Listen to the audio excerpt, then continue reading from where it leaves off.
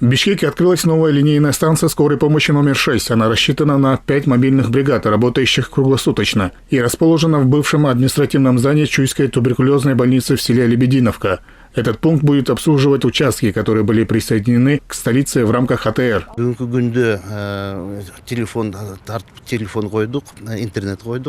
На станции уже установлено все необходимое оборудование. Проведен телефон, горячая линия и интернет.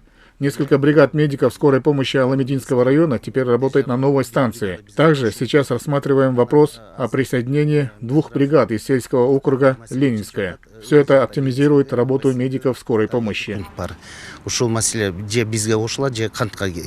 В здании выполнен косметический ремонт. Созданы все условия для комфортной работы медицинского персонала и оперативного реагирования на обращения жителей. Открытие нового пункта улучшит систему скорой медицинской помощи в пригороде Бишкека, говорят медработники. У нас планируется 5 бригад, как врачебных, так и фельдшерских. То есть по возможности, если будет хватать персонала, то это будут врачебные бригады. Вот работа такая же, как и на других подстанциях, на станции скорой помощи Бишкека. Машины у нас новые, оборудование полностью новое и полностью они укомплектованы.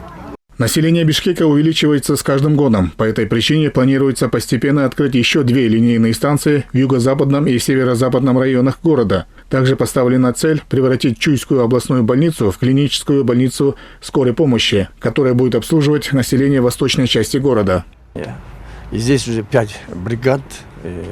То, что кадровый был у нас дефицит, с поднятием зарплаты, с поднятием условий, уже мы, я так думаю, что в ближайшие годы мы закроем кадровые недостатки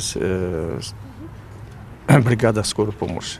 В настоящее время 110 врачей города Бишкек скорой медицинской помощи не хватает. И общей сложности 222 медперсонала не хватает.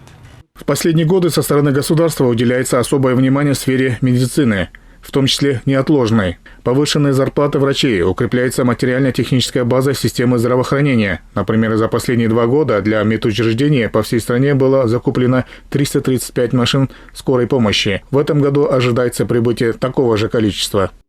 Эрмек Уренкеев, Асхар Маратов, ЛТР Бишкек.